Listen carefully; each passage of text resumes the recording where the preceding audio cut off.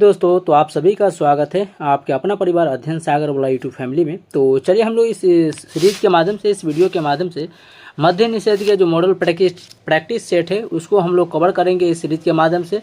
तो model set number 1 होने वाला है, ठीक है। एक ही वीडियो में आप लोग को पूरा इसका सोल्यूशन देखने को मिल जाएगा। तो चलिए हम क्लास को, इस सीरीज को स्टार्ट करते हैं। आप लोग इस पूरा वीडियो को जरूर देखिएगा, आपको इसमें बहुत सारे नए चीज़ सीखने को मिलेगा और आपका स्कोरिंग भी ग्रो होगा, ठीक है। तो चलिए, बेहतरीन बुक है, इसका सोल्यूशन हम लोग करते हैं। और सभी का फ्री पीडीएफ के लिए आप लोग टेलीग्राम चैनल को ज्वाइन कर लीजिए फ्री में, जिसका लिंक हम आपको डिस्क्रिप्शन में भी दे रखे हैं, कमेंट सेक्शन में भी इसका लिंक हम आपको पिन कर दिए। चाहे तो आप अध्ययन सागर वाला सर्च करके जो है आप लोग जुड़ सकते हैं। यहाँ पर हम आपको इसका जो है सो नेम मेंशन कर देंगे, ठीक है। चलिए, तो यहाँ पर पहला नंबर प्रश्न है,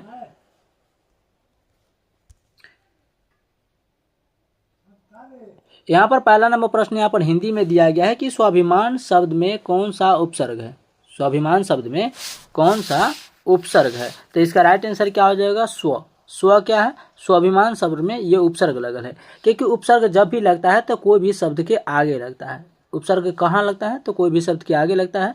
जबकि प्रत्यय पूछेगा तो प्रत्यय जब भी लगता है तो कोई भी शब्द के पीछे लगता है। कहाँ पर लगता है? पीछे लगता है। तो इसका राइट आंसर हो जाएगा ऑप्शन नंबर 2। चलिए, अगला क्वेश्चन कहता है इनमें स्त्रीलिंग शब्द कौन सी है। तो इसका राइट आंसर हो जाएगा कृषि। कृषि जो है यानी एग्रीकल्चर जो है ये स्त्रीलिंग शब्द है। तो ऑप्शन नंबर 3 इसका राइट आंसर हो जाएगा। चलिए, अगला 4 नंबर क्वेश्चन यहाँ पर कहता है वार खाली जाना मुहावरे का अर्थ क्या होगा। वार को खाली जाना मुहावरे का अर्थ क्या होगा।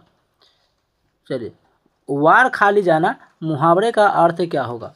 वार खाली जाना मुहावरे का अर्थ क्या होगा। तो इसका राइट आंसर हो जाएगा ऑप्शन नंबर 2, युक्ति का सफल न होना। युक्ति का सफल न होना मतलब जो भी प्लानिंग है था उस प्लानिंग को असफल हो जाना ही वार खाली जाना होगा, यानी युक्ति का सफल न होना। चलिए, नेक्स्ट है क्वेश्चन नंबर 4। क्वेश्चन नंबर 4 कहता है आदि का विलोम क्या होता है। तो आदि का विलोम, विलोम का मतलब होता है उल्टा, यहाँ पर पूछा जा रहा है। विलोम का मतलब उल्टा। तो आदि का क्या होता है? अंत होता है। आदि का क्या होगा? अंत। तो ऑप्शन नंबर 2 सही है। ऑप्शन नंबर 2 सही है। चलिए, नेक्स्ट क्वेश्चन कहता है कि जिसका कोई शत्रु पैदा न हुआ हो तो इस वाक्यांश के लिए सही शब्द क्या होगा। तो शत्रु, तो शत्रु का मतलब होता है दुश्मन। शत्रु का मतलब क्या होता है? तो शत्रु का मतलब होता है दुश्मन। तो जिसका दुश्मन जन्म ही नहीं लिया हो उसे क्या बोलेंगे? तो उसे बोलेंगे अजात शत्रु। क्या बोलेंगे?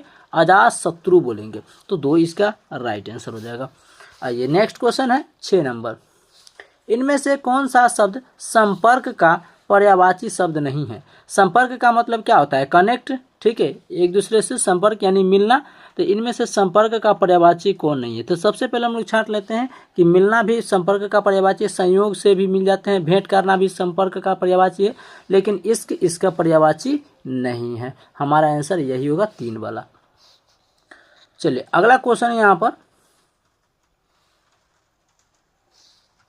अगला क्वेश्चन है आपको शीघ्र स्वास्थ्य लाभ मिले। आपको शीघ्र स्वास्थ्य लाभ मिले, यह किस प्रकार का वाक्य है। तो आपको शीघ्र ही स्वास्थ्य लाभ मिले मतलब आपको शरीर यानी कि कोई भी हेल्थ इशू है ये जल्द ही आपको ठीक हो जाए। तो इसका आंसर क्या हो जाएगा? तो इसका आंसर हो जाएगा कि इच्छावाचक वाक्य। इच्छावाचक मतलब इच्छा से यह कहा जा रहा है।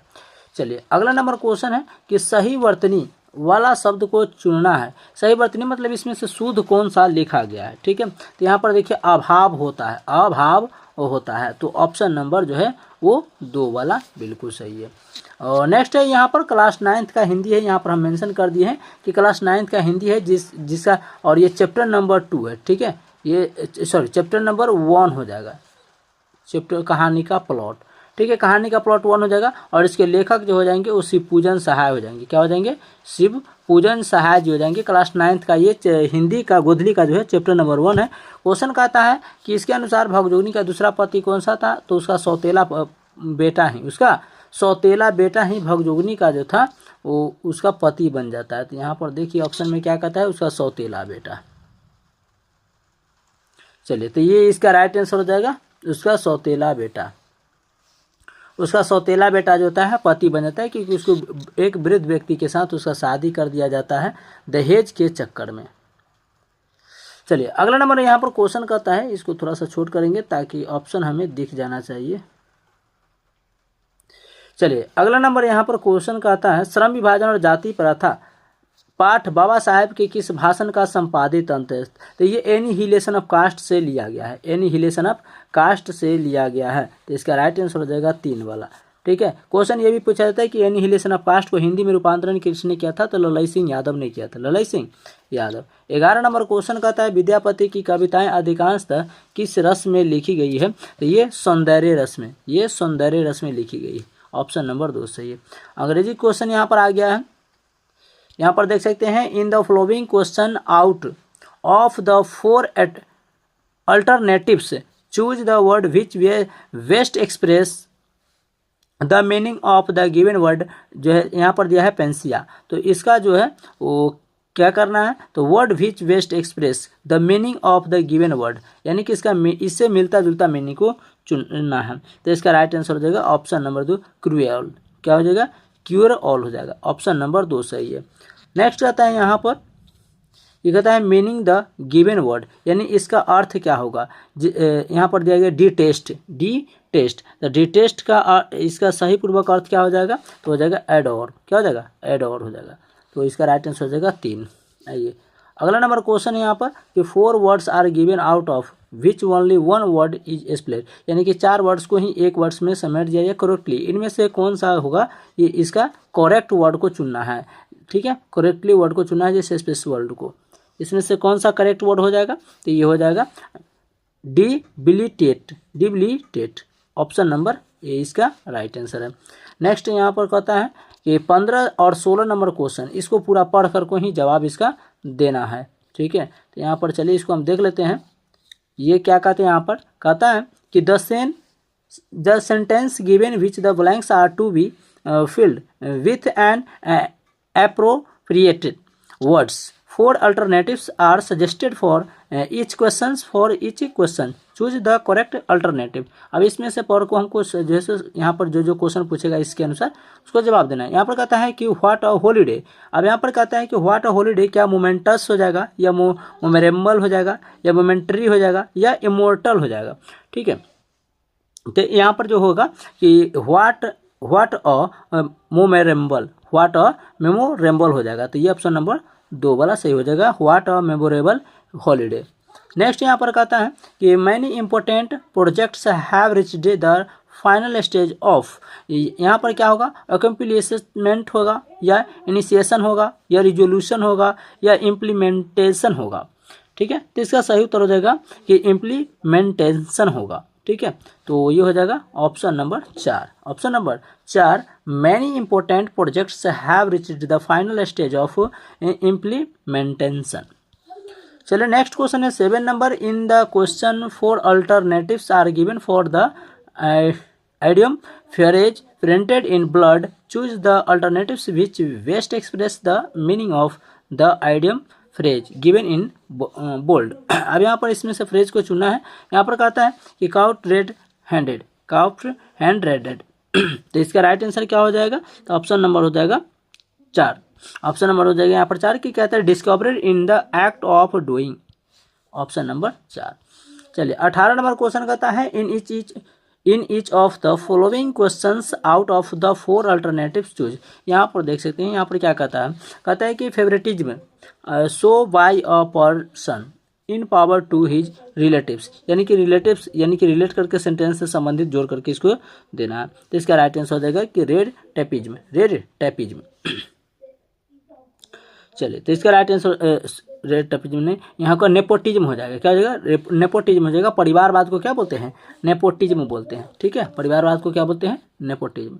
आगे कहता है इन द क्वेश्चन, यहाँ पर क्वेश्चन दिया गया है कि यहाँ पर क्वेश्चन हमसे पूछा जाता है कि the painter painted the entire bungalow. यहाँ पर ये हो जाएगा क्वेश्चन नंबर 19। और यहाँ पर कहता है the entire bungalow is painted by the painter. ये नहीं होगा। आगे चलते हैं। आगे यहाँ पर कहता है कि पेंटिंग ऑफ द एंटायर गोलो was done by the painter. ये नहीं होगा। कहता है द इंटर बॉलिंग आज, ये हो जाएगा द एंटायर बॉलिंग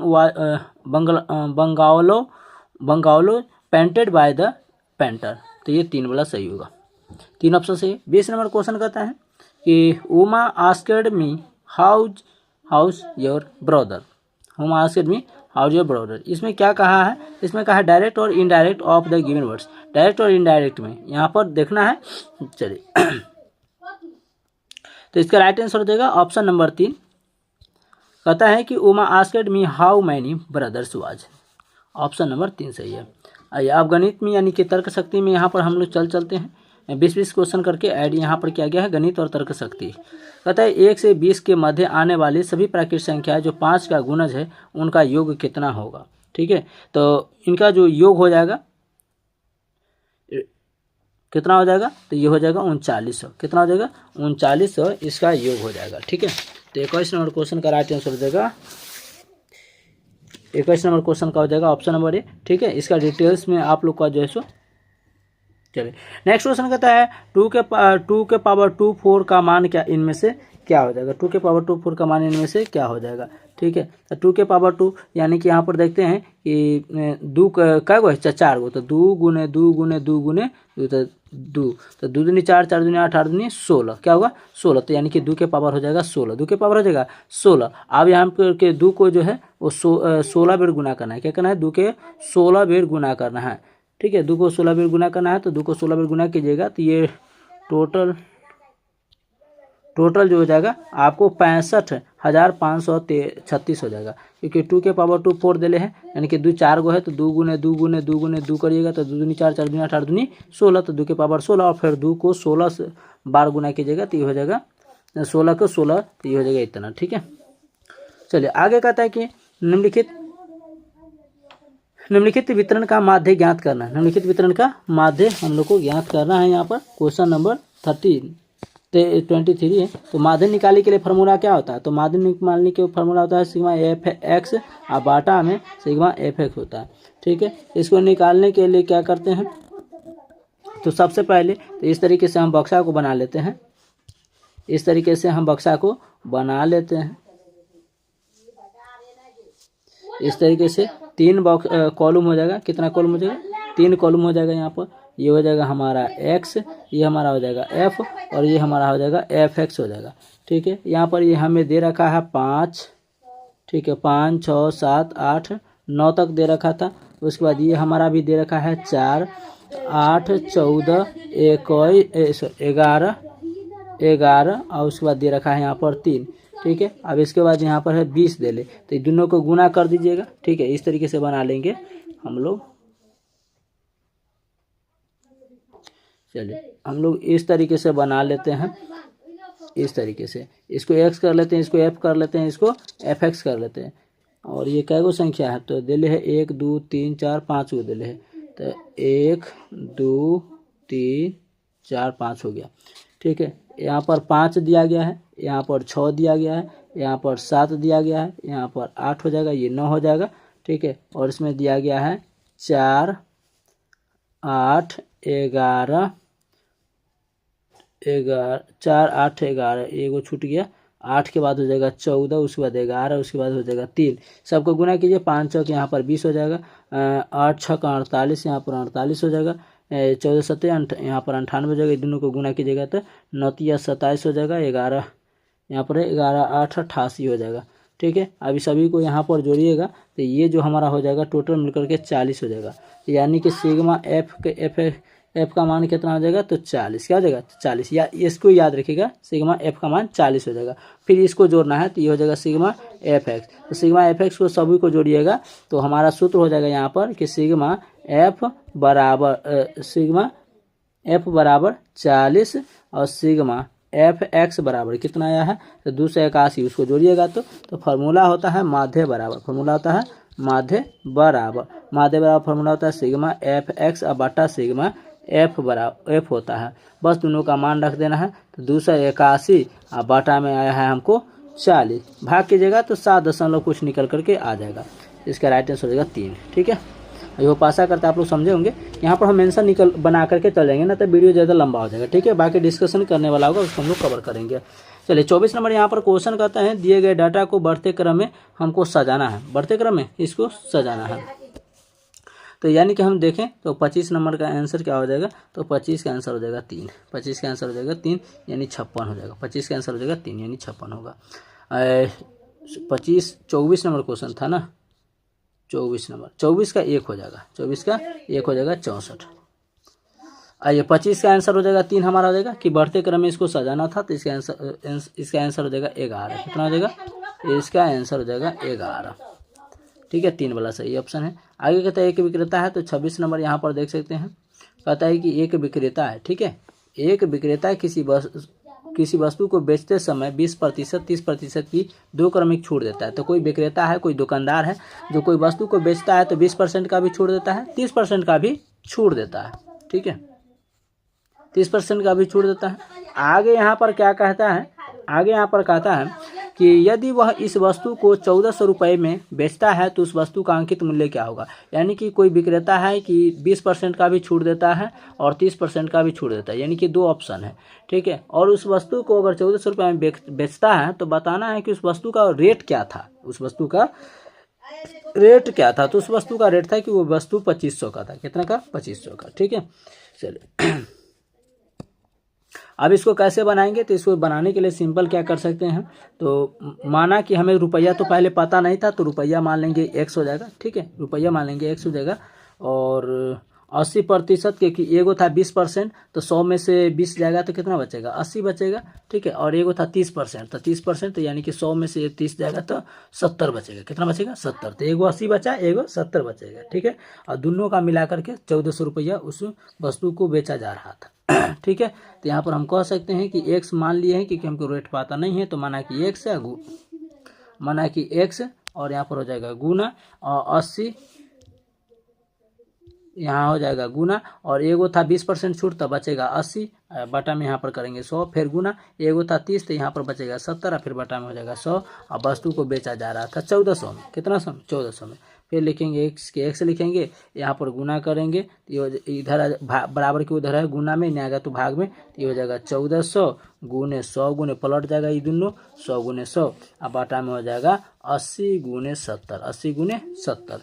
बस इसको क्या करना है, काट देना है, जीरो से जीरो कैंसिल हो जाएगा, ये जीरो से ये जीरो कैंसिल होगा, बाकी सबको गुना करके 856 से भाग कर देना है। क्या करना है, 856 से भाग कर देना है, 25 से निकल करके आ जाएगा।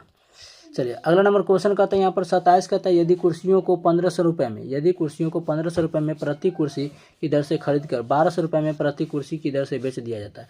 यानी 1500 रुपये में हर कुर्सी का रेट है, उसको 1500 में खरीदते हैं और हर कुर्सी को 1200 रुपये में बेच देते हैं, यानी कि 3 से घाटा लगा करके, तो हानि प्रतिशत निकलना है। तो सबसे पहले पता चल गया कि हानि यहाँ पर तो हो रहा है, लेकिन 300 का आप परसेंटेज में हमको ना निकालना है।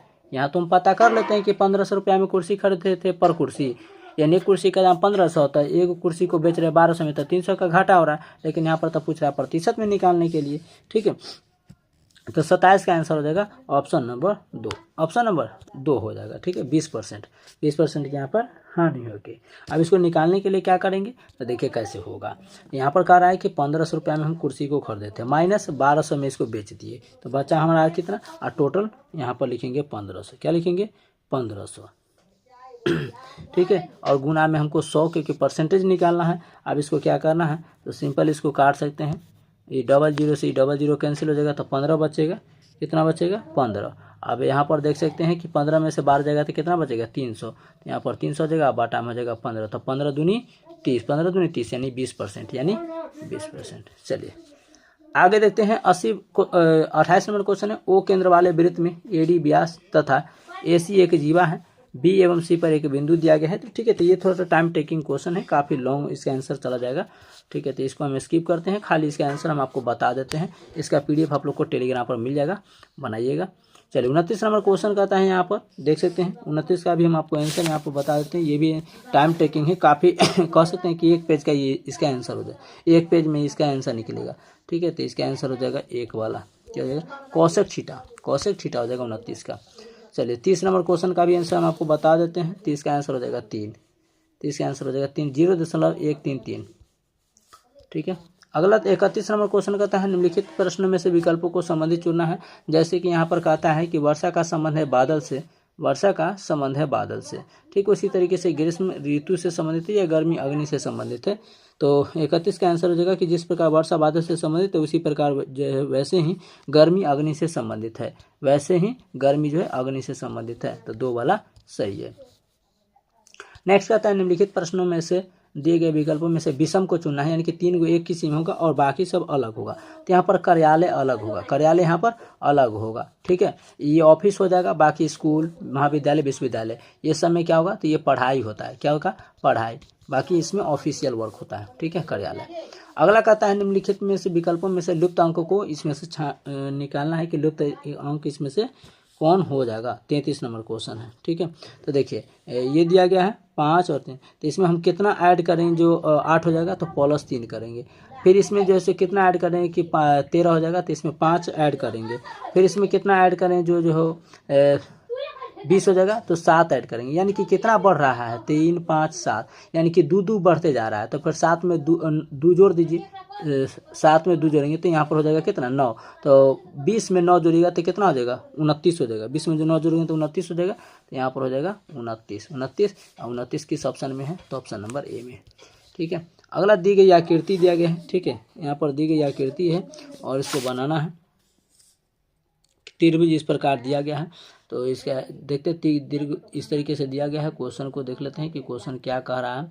आया कहता है इनमें से त्रिभुज का प्रकार है, तो इनमें त्रिभुज क्या है टोटल ये पूछ रहा है। ठीक है, तो इसमें से त्रिभुज देख लेते हैं। सबसे पहले त्रिभुज क्या गो है। ठीक है, तो सबसे पहला जो त्रिभुज हमारा होगा AFE होगा। क्या होगा, मान लेते हैं AF, ठीक है, ई हो जाएगा। मान ली AFE एगो तो ई हो गया। ठीक है, AFE हो गया एगो, मान लेते हैं एगो। उसके बाद और उसके बाद फिर EFH हो जाएगा, EF यहाँ पर H कर देते हैं तो ये 2 हो गया। एगो हो गया हमारा AFE, फिर EFH 2 हो गया, एगो 2 गो। उसके बाद EDH, EDH ये हो गया एगो। ठीक है, तो ये हो गया EDH 3 गो हो गया। उसके बाद हो जाएगा EBG, तो ये होगा E। ठीक है, उसके बाद E और B चला जाएगा एगो 12 वाला EBG, ये हो गया 3 उधर और ये चौथा हो गया EBG। उसके बाद FGH, ये हो गया F। उसके बाद ये हो जाएगा G बड़ा वाला। ठीक है, GH, ये हो गया FEH। तो क्या हो गया 3 और 2 5 5 और 1 होगा CGH, तो हो जाएगा पूरा वाला ये CG और H, ये 3 और 3 6। चलिए, तो इसका आंसर हम लोग देख लेते हैं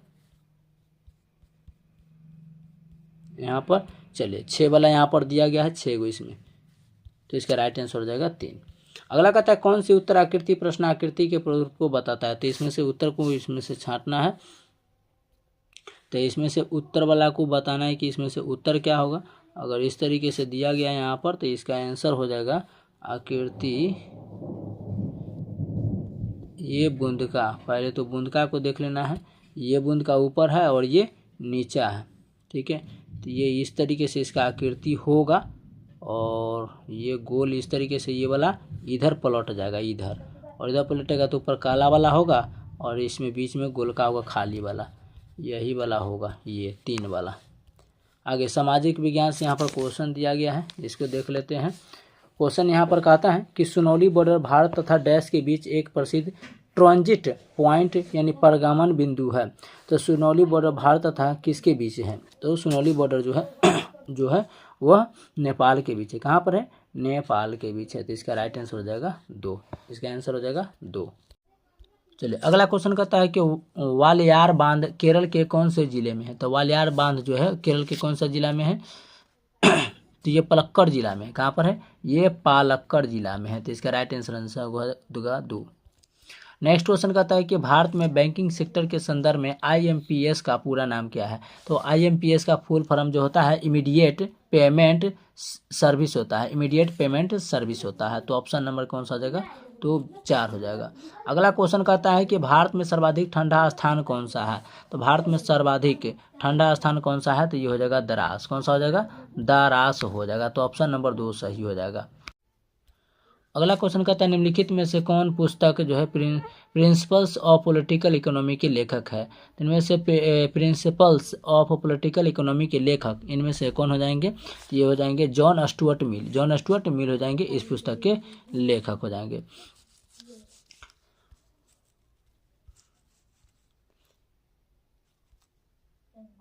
चलिए अगला नंबर क्वेश्चन कहता है कि पुस्तक गुलामगिरी की द्वारा लिखी गई है। तो गुलामगिरी जो है वो कौन से लेखक के द्वारा ये पुस्तक लिखा गया था, ये महात्मा ये जो है ये ज्योतिबा फूले के द्वारा लिखा गया, ज्योतिबा राव फूले के द्वारा। नेक्स्ट क्वेश्चन है भारत व पाकिस्तान के बीच 1971 के युद्ध के दौरान भारत के रक्षा मंत्री कौन थे। जब 1971 में भारत और पाकिस्तान के बीच युद्ध हो रहा था, उसी समय बांग्लादेश का जो है निर्माण होता है और 93,000 पाकिस्तान का जो सैनिक होता है वो घुटना पर टेक देता है भारतीय सेना के सामने, ठीक है, और अपने आप को सरेंडर कर देता है। तो भारत और पाकिस्तान के बीच 1971 के युद्ध के दौरान भारत के रक्षा मंत्री कौन थे, तो भारत के रक्षा मंत्री थे ये जगजीवन राम। कौन थे, जगजीवन राम उस समय भारत के रक्षा मंत्री थे। भारत के रक्षा मंत्री कौन थे, जगजीवन राम। ऑप्शन नंबर 4 सही है। नेक्स्ट क्वेश्चन कहता है कि छत्तीसगढ़ की सीमा निम्न में से किसके साथ नहीं जुड़ी हुई है। तो छत्तीसगढ़ की सीमा जो है किसके साथ नहीं जुड़ी है, तो पश्चिम बंगाल के साथ छत्तीसगढ़ की सीमा नहीं लगती है, ठीक है। उत्तर प्रदेश से लगता है, मध्य प्रदेश से लगता है, तेलंगाना से लगता है, क्योंकि छत्तीसगढ़ मध्य प्रदेश से ही टूट करके अलग हुआ था 1 नवंबर 2000 ईस्वी को। 1 नवंबर 2000 ईस्वी को अलग हुआ था। चलिए अगला नंबर क्वेश्चन कहता है 44, कहता है निम्नलिखित में से कौन दिल्ली का पहला सैयद शासक था। तो दिल्ली का पहला शासक खिजर खां। कौन हो जाएगा, खिजर खां हो जाएगा। तो ऑप्शन नंबर 4 सही है। अगला 45 नंबर क्वेश्चन है चीन के साथ सबसे लंबी सीमा निम्नलिखित में से किसके साथ लगती है। तो ये चीन के साथ जो है सबसे लंबी सीमा किसके साथ लगती है, किस राज्य के साथ लगती है, ये हो जाएगा अरुणाचल प्रदेश। क्वेश्चन पूछा जाए कि भारत में सबसे पहले सूर्योदय कहाँ होता है, अरुणाचल में। और भारत में सबसे बाद सूर्यास्त कहाँ होता है, तो गुजरात में, ठीक है। चलिए अगला नंबर क्वेश्चन को देखते हैं। ये रॉयल टाइटल एक्ट 1876 के पारित होने के दौरान ब्रिटिश प्रधानमंत्री कौन थे। तो रॉयल टाइटल एक्ट 1876 के पारित होने के दौरान ब्रिटिश के जो प्रधानमंत्री थे वो कौन थे, बेंजामिन डिजराइली थे, बेंजामिन डिजराइली थे। तो ऑप्शन नंबर कौन सा आ जाएगा, 4, ऑप्शन नंबर 4। नेक्स्ट क्वेश्चन कहता है कि जीएसटी के संबंध में GSTIN का पूर्ण रूप क्या होता है, यानी कि GST goods and service tax तो इसका होता है जीएसटी का फुल फॉर्म, तो GSTIN का फुल फॉर्म क्या होगा, GSTIN का फुल फॉर्म क्या होगा। तो इसका राइट आंसर हो जाएगा option number 2, option number 2 goods and services tax identification number, identification, तो बस IN का लिख देना है, आइडेंटिफिकेशन नंबर।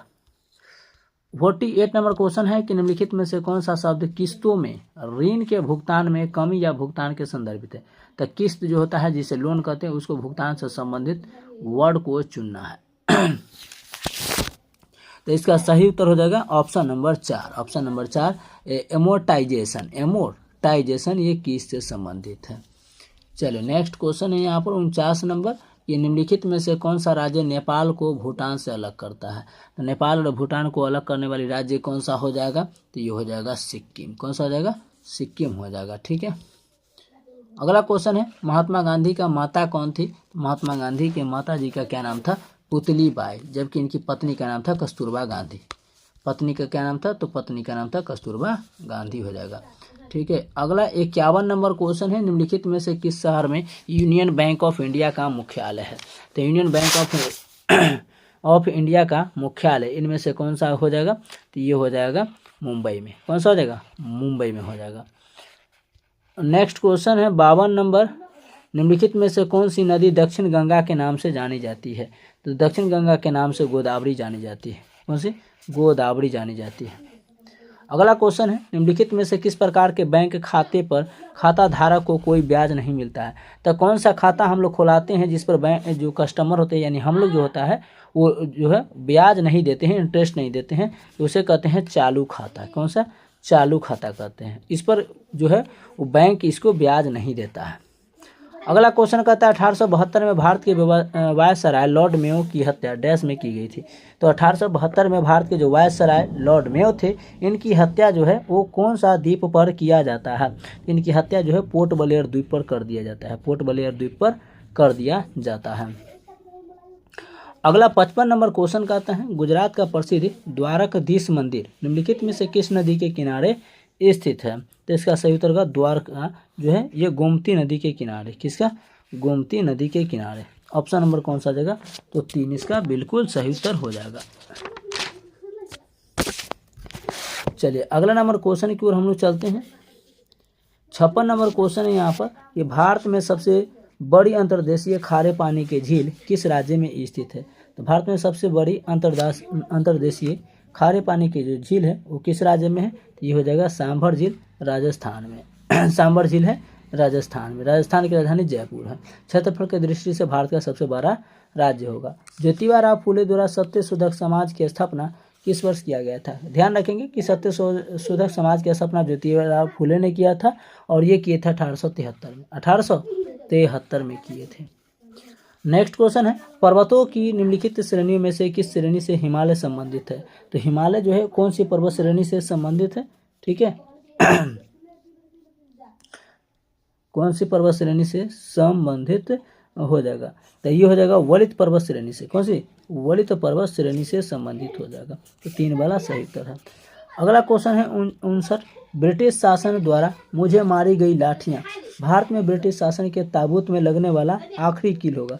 यानी कि जो है लाहौर अधिवेशन में जो है लाला लाजपत राय ने बोले थे कि मुझे एक एक लाठी की चोट की जो है ताबूत चुकानी पड़ेगी, अंग्रेज को बोले थे। तो ऑप्शन नंबर हो जाएगा। और इनके लाठी सर पर लगने के कारण इनका निधन हो गया था। नेक्स्ट क्वेश्चन है कि नीचे दिए गए ग्रहों में से सौर मंडल में सबसे कौन सा ग्रह है जो सूर्य से सबसे दूर स्थित है। तो सबसे दूर स्थित कौन सा है। तो देखिए ये हो जाएगा हमारा सूर्य। क्या हो जाएगा? ये हमारा सन हो जाएगा। ठीक है। उसके बाद इसके बाद हो जाएगा हमारा बुध। उसके बाद हो जाएगा हमारा ये शुक्र हो जाएगा। उसके बाद हो जाएगा ये हमारा मंगल। उसके बाद हो जाएगा हमारा ये पृथ्वी। तो इसे हम बोलते हैं 4 आंतरिक ग्रह। ठीक है, इसे बोलते हैं हम 4 आंतरिक ग्रह। उसके बाद होगा ये हो जाएगा बृहस्पति, उसके बाद शनि, उसके बाद अरुण, उसके बाद वरुण हो जाएगा। ठीक है। चलिए तो इसका राइट आंसर कौन सा हो जाएगा। चलिए तो इसका सही हो जाएगा वरुण हो जाएगा। लास्ट में क्या हो जाएगा यहाँ पर? ये हो जाएगा वरुण। ये हो जाएगा वरुण। ये हो जाएगा हमारा सूर्य। ये हो जाएगा हमारा बुध और ये हमारा हो जाएगा शुक्र। सबसे चमकीला भोर का तारा चमकीला ग्रह, गर्म ग्रह सब शुक्र को कहते हैं, पृथ्वी की भगनी। ये हो जाएगा हमारा मंगल ग्रह 4 गो और ये हमारा हो जाएगा अपना पृथ्वी। तो 4 ये ग्रह है, इसे बोलते हैं आंतरिक ग्रह। क्या बोलते हैं? आंतरिक ग्रह बोलते हैं। ठीक है। और इसे बोलते हैं बाह्य ग्रह। बाह्य ग्रह बोलते हैं। ये हो जाएगा बृहस्पति, ये हो जाएगा शनि। ठीक है। ये हो जाएगा अरुण और ये अरुण। ठीक है। और ये हो जाएगा वरुण। चलिए अगला 61 नंबर क्वेश्चन है यहाँ पर कि जीव विज्ञान की वह शाखा जो जीवन की संरचना और उनके अंगों के बारे में अध्ययन करते हैं। तो जीव विज्ञान की कौन सी वह शाखा है जिसमें जीवन की संरचना और अंग को बारे में स्टडी करते हैं। तो उसे बोलते हैं हम लोग कवक विज्ञान। क्या बोलते हैं? कवक विज्ञान। ऑप्शन नंबर कौन सा हो जाएगा? 4। नेक्स्ट क्वेश्चन कहता है कि संयोजी संधारित्रों का वर्णन करने के लिए बैटरी शब्द का सर्वप्रथम उल्लेख किसने किया था। तो संयोजी संधारित्रों को वर्णन करने के लिए, संयोजी संधारित्रों के बारे में स्टडी करने के लिए बैटरी शब्द का सर्वप्रथम उल्लेख करने वाले वैज्ञानिक कौन थे। तो ये वैज्ञानिक थे बेंजामिन फ्रैंकलिन। Benjamin Franklin. ये ऑप्शन नंबर हो जाएगा 1। Option number 1। नेक्स्ट है एंजाइम लाइपेज शरीर के किस अंग द्वारा उत्पन्न किया जाता है। तो एंजाइम जो लाइपेज होता है, लाइपेज एंजाइम जो होता है हमें वसा का पाचन करता है। तो ये भी आप लोग याद रखना है। और लाइपेज एंजाइम का जो निर्माण होता है वो कहाँ पर होता है। तो ये करता है पेनक्रियाज। कौन करता है? पेनक्रियाज करता है। इसका राइट आंसर हो जाएगा ऑप्शन नंबर 4। हमारे मुख गुहा में कितने जोड़ी लार ग्रंथि होती है? 3। सब मैंडिबुलर, सबलिंगुअल और पैरोटिड लार ग्रंथि। पैरोटिड लार ग्रंथि जो होता है वो सांपों में विष का काम करता है। अगला क्वेश्चन कहता है कि वाष्पीकरण और द्रवण की संयुक्त प्रक्रिया को कहा जाता है। तो वाष्पीकरण और द्रवण की संयुक्त प्रक्रिया को हम लोग क्या बोलते हैं? तो उसे बोलते हैं अशावनीकरण। अशावनीकरण, ऑप्शन नंबर 3। नेक्स्ट है 65 नंबर, निम्नलिखित में से किस धातु में गैलेना नामक अयस्क होता है? निम्नलिखित में से किस धातु में गैलेना नामक अयस्क होता है? तो ये होता है सीसा में। सीसा में। लोहा का संकेत Fe होता है, परमाणु संख्या 26 होता है। निकेल का Na होता है, तांबा का Cu होता है, 29 होता है। ठीक है।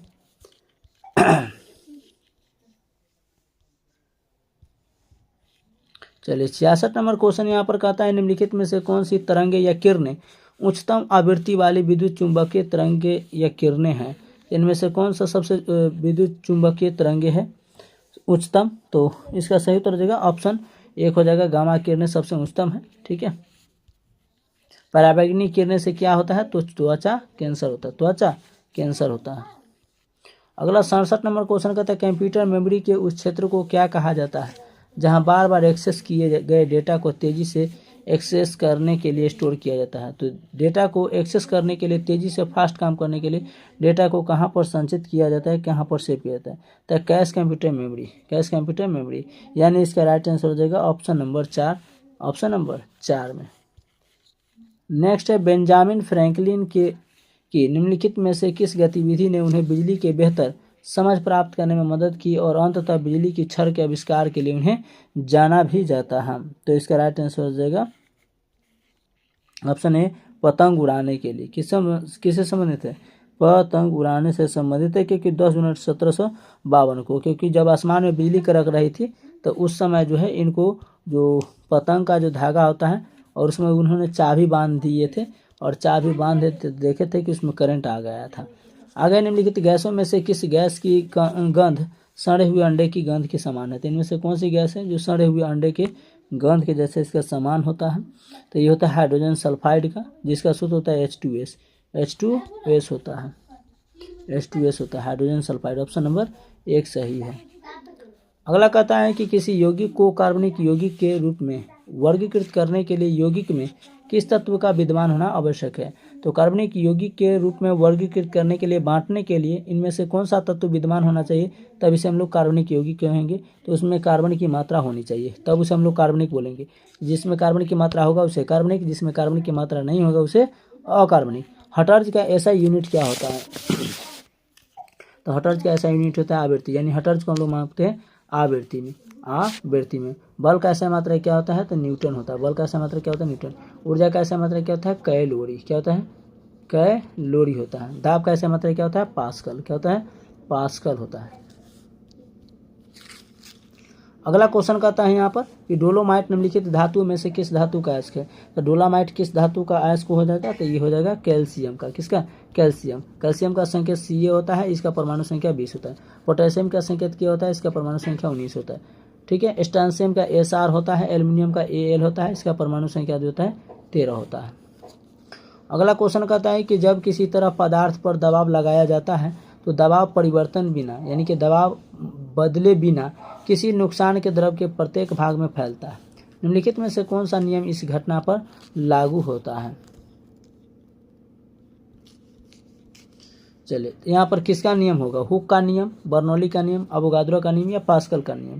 तो 73 नंबर क्वेश्चन का राइट आंसर हो जाएगा कि यहाँ पर हो जाएगा पास्कल का नियम, और पास्कल दाब का ऐसा ही मात्रक हो जाएगा। ठीक है। अगला क्वेश्चन कहता है सिस्टोलिक और डायस्टोलिक शब्द का उपयोग डैश के संदर्भ में किया जाता है? तो ये बायोलॉजी में किया जाता है और ये ब्लड प्रेशर से संबंधित है। किससे है? ब्लड प्रेशर यानी रक्तचाप से संबंधित है। तो आइए हम लोग ब्लड प्रेशर यानी हिंदी में बोले तो रक्तचाप को मापने, रक्तचाप को किससे मापते हैं एक बार आप लोग कमेंट्स में जरूर बताइएगा। ठीक है। चलिए नेक्स्ट क्वेश्चन कहता है माइट्रोकॉन्ड्रिया शब्द किसने दिया था? माइट्रोकॉन्ड्रिया को हिंदी में क्या कहते हैं? तो हिंदी में इसे बोलते हैं सूत्र कणिका। क्या बोलते हैं? सूत्र कणिका कहते हैं। तो ये भी याद रखिएगा, माइट्रोकॉन्ड्रिया जो है ये अंग्रेजी वर्ड है। ठीक है। तो इसने किसने बनाया था? माइट्रोकॉन्ड्रिया शब्द किसने बनाया था? तो माइट्रोकॉन्ड्रिया को बनाने वाले कौन थे? ये थे कार्ल वेंडा। कौन थे? कार्ल वेंडा थे। चलिए तो इसका राइट आंसर हो जाएगा ऑप्शन नंबर 2। 75 का राइट आंसर होगा ऑप्शन नंबर 2 हो जाएगा। चलिए अगला क्वेश्चन यहाँ पर कहता है मानव शरीर की सबसे बड़ी ग्रंथि का नाम क्या हो जाएगा? तो मानव शरीर की सबसे बड़ी ग्रंथि हो जाएगा यकृत। क्या हो जाएगा? यकृत हो जाएगा। तो इसका राइट आंसर हो जाएगा ऑप्शन नंबर 2। अगला 77 नंबर क्वेश्चन है कि निम्नलिखित में से सामान्यतः किस पोषक तत्व की कमी के कारण घींगा होता है? तो ये आयोडीन की कमी, आयोडीन की कमी के कारण। तो ये हो जाएगा हमारा आयोडीन ऑप्शन नंबर। और यहाँ पर विटामिन सी की कमी से कारण कौन सा रोग होता है? एस्कॉर्बी,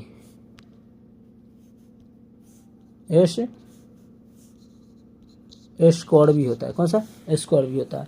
आयरन की कमी से एनीमिया होता है, आयरन की कमी से एनीमिया होता है। ठीक है, आयोडीन की कमी से घींगा होता है। ऑप्शन नंबर डी सही है।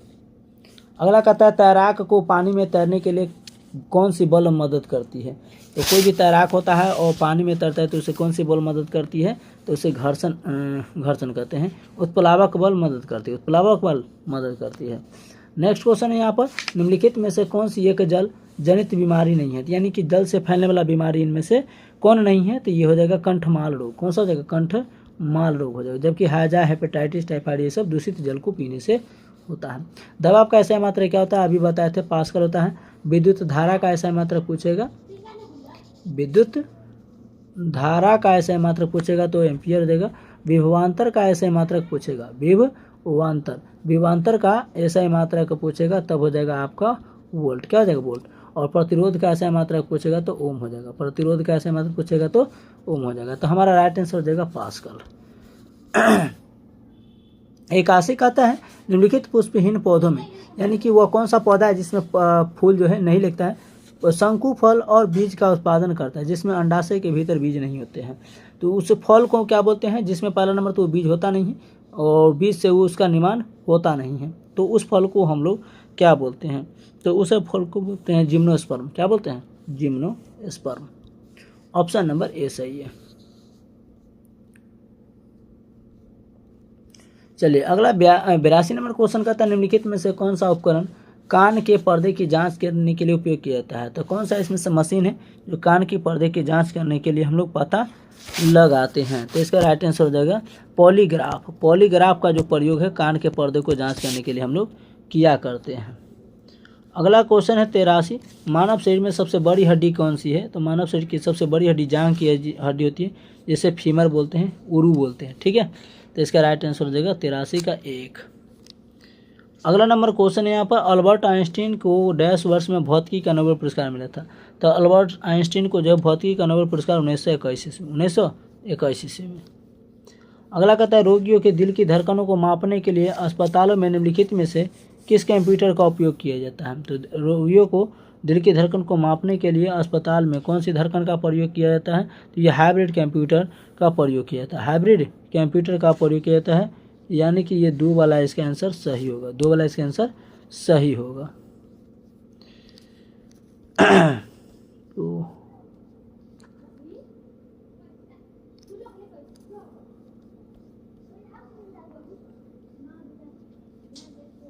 ये 81 हम लोग का हो गया। इधर चलना है ना, यहाँ सामान्य ये वाला। अल्बर्ट आइंस्टीन को 1921 में नोबेल पुरस्कार दिया गया था। ये देख लिए, 85 देख लिए। 85 के बाद हम लोग को 86 में चलना है यहाँ पर। चलिए 86 नंबर क्वेश्चन यहाँ पर कहता है कि AIX किस कंपनी का ऑपरेटिंग सिस्टम है? AIX किस कंपनी का ऑपरेटिंग सिस्टम हो जाएगा? तो ये AIX जो है कौन सी कंपनी का ऑपरेटिंग सिस्टम हो जाएगा? तो ये हो जाएगा हमारा IBM इंटरनेशनल बिजनेस मशीन का ऑपरेटिंग सिस्टम है। ठीक है, नेक्स्ट है 87 कहता है कि केरल की कौन सी कला को यूनेस्को की मानवता की अमृत सांस्कृतिक विरासत की सूची में इसे शामिल किया गया है? तो केरल की कौन सी कला को यूनेस्को की मानवता की अमृत सांस्कृतिक विरासत की सूची में जो है सूची में है? तो इसका राइट आंसर हो जाएगा कुडियाट्टम हो जाएगा। ठीक है, ऑप्शन नंबर ए। चलिए 88 नंबर क्वेश्चन कहता है अनुभवी पत्रकार तथा टीवी एंकर थापर निम्न में से किस पुस्तक के लेखक हैं? तो अनुभवी पत्रकार, टीवी एंकर करण थापर निम्न में से किस पुस्तक के लेखक है? यानी कि इनके द्वारा कौन सी पुस्तक का जो है सो लिखा गया था? तो ये हो जाएंगे डेविल्स एडवोकेट, डेविल्स एडवोकेट नामक पुस्तक के लेखक हो जाएंगे। Devil's advocate the untold story, the untold story नामक के पुस्तक हो जाएंगे, के लेखक हो जाएंगे। आइए हम लोग ये क्वेश्चन देख लिए। 88 89 नंबर क्वेश्चन हम लोग का ये स्क्रीन पर रहा कि ओट्टम थुलल पारंपरिक नृत्य कला है जो निम्न राज्य से प्रसिद्ध है। तो ओट्टम थुलल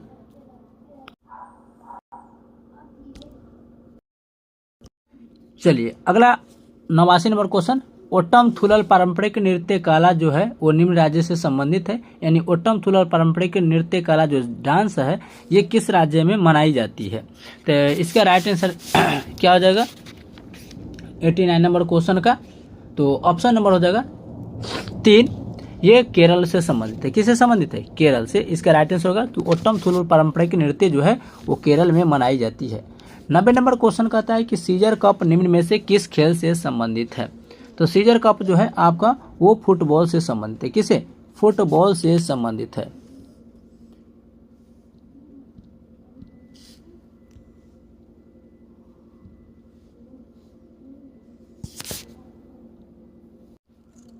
चलिए तो इसका राइट आंसर क्या होगा कि सीजर कप जो है निम्न में से किस खेल से संबंधित है।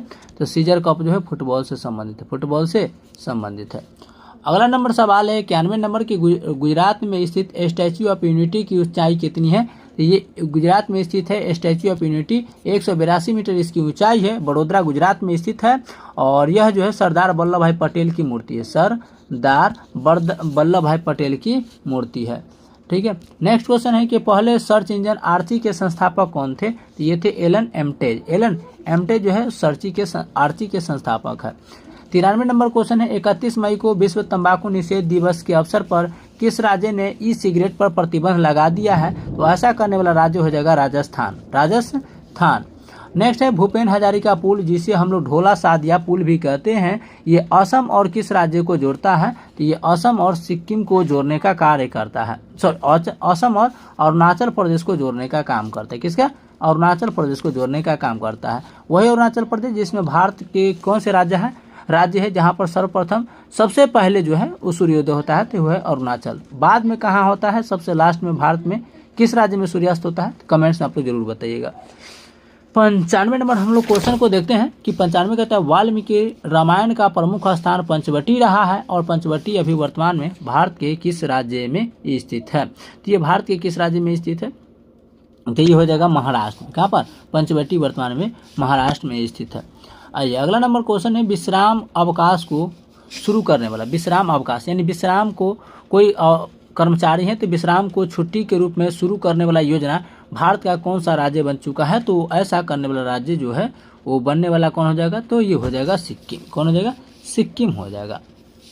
ठीक है, विश्राम की स्थिति में छुट्टी देने वाला। नेक्स्ट है कि किस देश ने 16 साल से कम उम्र के बच्चों पर यूट्यूब देखने पर प्रतिबंध लगा दिया है। तो ऐसा ऑस्ट्रेलिया ने कहा है कि 16 साल से कम उम्र के बच्चों को यूट्यूब जो है बैन कर दिया है, यूट्यूब नहीं देखना है। विश्व में मछली उत्पादन में भारत का स्थान द्वितीय है। कौन सा है? द्वितीय है। प्रथम कौन है? कमेंट्स में बताइएगा। 99 नंबर क्वेश्चन कहता है 1 अगस्त 2025 को 43 में लोकमान्य तिलक राष्ट्रीय पुरस्कार किसे दिया गया है। तो नितिन गडकरी को दिया गया है। किसे दिया गया है? नितिन गडकरी को दिया गया है। तो ये इसका राइट आंसर होगा नितिन गडकरी हो जाएगा। ठीक है। चलिए अगला 100 नंबर क्वेश्चन यहाँ पर है, कहता है कि भारत और अमेरिका द्वारा संयुक्त रूप से प्रक्षेपित किए जाने वाले पृथ्वी अवलोकन उपग्रह कौन सा है। तो भारत और अमेरिका मिलकर के अभी जो है हाल ही में निसार उपग्रह को लॉन्च करने वाला, निसार उपग्रह को लॉन्च करने वाला। तो एन से नासा, आई से इसरो हो जाएगा। तो ऑप्शन नंबर हो जाएगा 2। तो इसी तरह हम लोग का मॉडल प्रैक्टिस सेट नंबर 1 का हो गया कंप्लीट वीडियो एक ही वीडियो में। बाकी हम लोग सेट नंबर 2 के साथ मिलेंगे जल्द ही आप लोग को इसी चैनल के माध्यम से। इसका PDF आप कहाँ से फ्री मिले सकते हैं। तो अध्ययन सागर वाला टेलीग्राम चैनल को ज्वाइन कर लीजिए, जुड़ जाइए वहाँ पर, वहाँ से सभी का PDF आप लोग फ्री में ले सकते हैं। ठीक है, जिसका लिंक हम आपको डिस्क्रिप्शन में भी दे रखे हैं, कमेंट सेक्शन में भी पिन कर देंगे। तो चलिए मिलते हैं नेक्स्ट वीडियो के साथ, तब तक के लिए जय हिंद। आप लोग अपना थॉट, अपना विचार कमेंट सेक्शन के माध्यम से हमें पहुंचा सकते हैं, दे सकते हैं। आपका जो भी मन में सवाल होगा, जो भी मन में आप लोग को विचार होगा, तो इसी तरीके से आप लोग बने रहिए। ज़्यादा से ज़्यादा इस वीडियो को लाइक शेयर करते रहिए। तब तक के लिए जय हिंद।